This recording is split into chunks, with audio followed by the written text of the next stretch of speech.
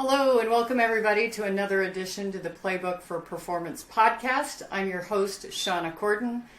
My mission is to make work fun again by building better leaders. So this month, for the next 20 weeks, we're going to be talking about building your personal foundation by building some resilience and doing activities to make 2023 just fantastic for you. And we've already covered a couple of topics already. If you'd like, you can download the theme sheet from our site. Check it out in the show notes there.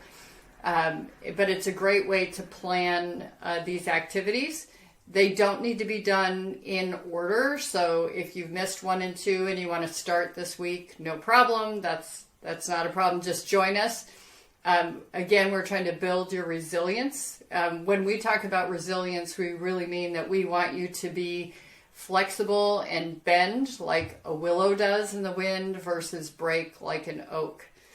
And we've had some tough times. Tough times make strong people. But if you feel like maybe you're not as strong as you'd like to be, this is a great way to build that. So let's get started on today's lesson. Today is really talking about 10 daily habits. So if you are a listener, you've probably heard me refer to a couple of books in the past. One being The Power of Habit by Charles Duhig. The second being Atomic Habits by James Clear. Those are both excellent books that talk about how habits work. There's a cue, there's a routine, and there's a reward.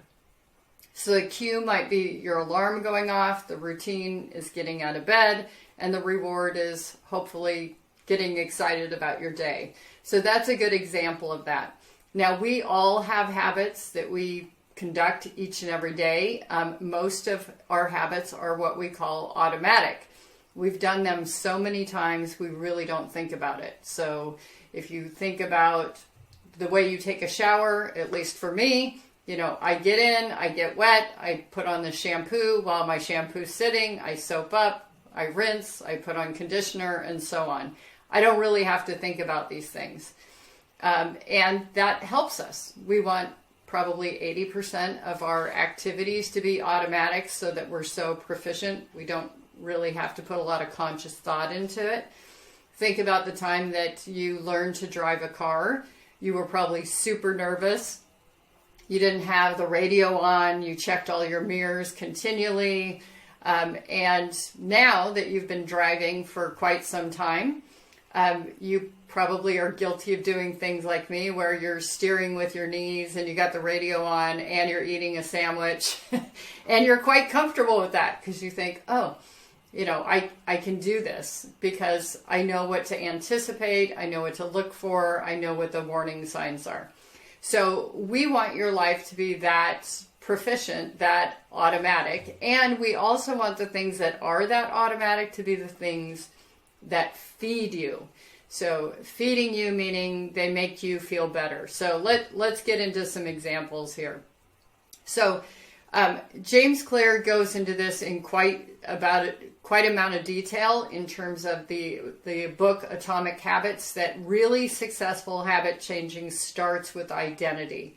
So if you think about people who are offered a cigarette, those that are kind of on the fence, they have an approach where they say, I'm trying to quit. Others say, I don't smoke, right? Or I'm not a smoker, right? That's an identity. And so what is your identity about yourself? How do you think of yourself? Now, I personally am going through the 75 hard challenge right now. I think it's been tough there, and I won't steal the thunder. I do recommend that you look up what 75 hard is all about. But part of the identity and my intent in going after this challenge is to build my mental toughness. And I want to adopt as part of my identity being mentally tough.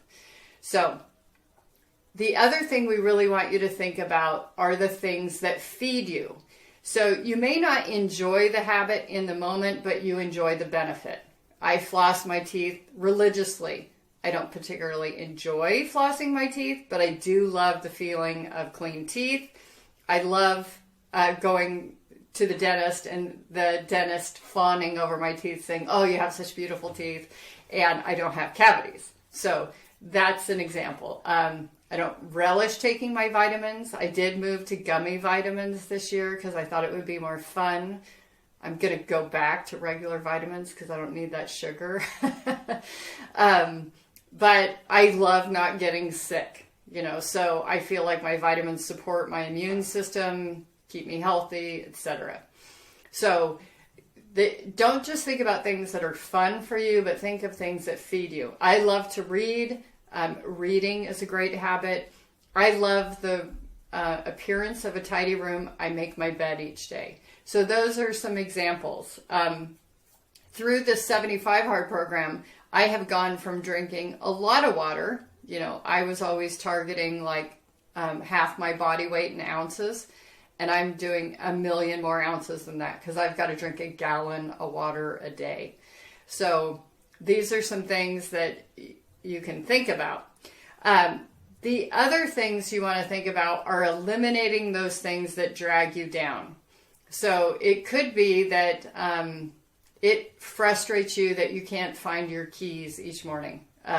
Regina Leeds, the author of 1 Year to an Organized Life, says that is the most common drama that is played out every morning across America, or where are my keys? So maybe it's putting up a hook that helps you hang your keys each night in the same place. It could be that you have a friend that calls you and they just like to complain and it drags you down. Well, maybe eliminate that conversation each day or that phone call each day. So we want you to choose habits that you really want to do. And we want ones that give you energy. We want you to have fun with them. Could be playing with your dog. Could be playing a puzzle. I'm a Wordle fan. I play Wordle each day. I do the crossword puzzle each day. Those are part of my habits. We always want to make sure that you're choosing habits that you want to do versus you think you should do. Now, a should is a pressure that comes from someone else that thinks you should do it versus that you have this intrinsic motivation to do it. Your dentist thinks you should floss your teeth. Your mother thinks you should become an accountant. Those kinds of things. We want to avoid those things. We want you to say, I'm the one that's really into numbers and accuracy. I'm the one that wants to be the accountant. Or I'm the one that loves not having cavities. I'm the one that wants to floss teeth. So we want to make them really simple. But first of all, what we want you to do is really start with 20. Brainstorm 20 things you could do. And then we want you to narrow it down to 10 and then see if you can practice those 10 daily for a week. At the end of the week, we really want you to evaluate. Do I feel better for having done these things? Does it make me feel better about myself? Do I feel like my health is improving? My finances are improving? My environment's improving? My relationships are improving? Okay. We do want you to consider enrichment. Think of the things that you do just on the holidays or just on your birthday or just on the weekend. Could you improve the quality of your life by incorporating those things now? So maybe you only have pancakes on the weekend and you love pancakes. What about having pancakes every day? What would it take to do that? Same thing with rituals. Maybe you only light a candle when you're going to take a bath or light a candle for a holiday. Well, what would it be like if you had a candle lit each dinner evening? Things like that. The other thing we want you to consider are previous successes. Over the course of your lifetime, you have probably gone in and out of habits. You've developed a habit, then you lost it. What helped you create those habits successfully? Which ones really fed you? Which ones were positive changes? One of the techniques we always want to recommend when you're trying to establish a new habit is that you do it immediately before an already established habit. So hopefully everybody brushes their teeth each night. Let's say you wanted to do 10 push-ups as a habit. You would do that immediately before you brush your teeth. If you haven't done it, you pick up your toothbrush. Hopefully it's a little trigger, like a temporal landmark that says, oh, I haven't done my push-ups. You actually put the toothbrush down, do the push-ups, then pick it up again. We don't want you to say, oh, I'll do that after I brush my teeth. It's not very successful. So that's called the Premack method. Came from a psychologist in the 60s, I think. So this is just a little soundbite on the 10 daily habits. Again, anything's possible. You could have all fun things. I had a client years and years ago who did the 10 daily habits during a summer, and she called it her summer of hedonism. She did great little things like kind of like a bath bomb for the shower. She had perfume all the time. She had fresh flowers, things like that. So you can make this whatever you'd like to make it. And we really encourage you to have fun with it. But the goal is to feed you, to give you more energy and have a more positive outlook. So we want you to encourage your friends and family to join you on this 20-week challenge of building your personal resilience. A rising tide lifts all boats, so we want you to grow together. And again, don't forget you can download the theme sheet at our site.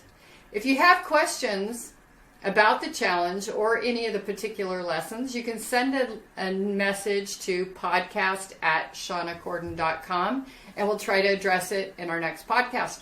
Thanks. See you next week.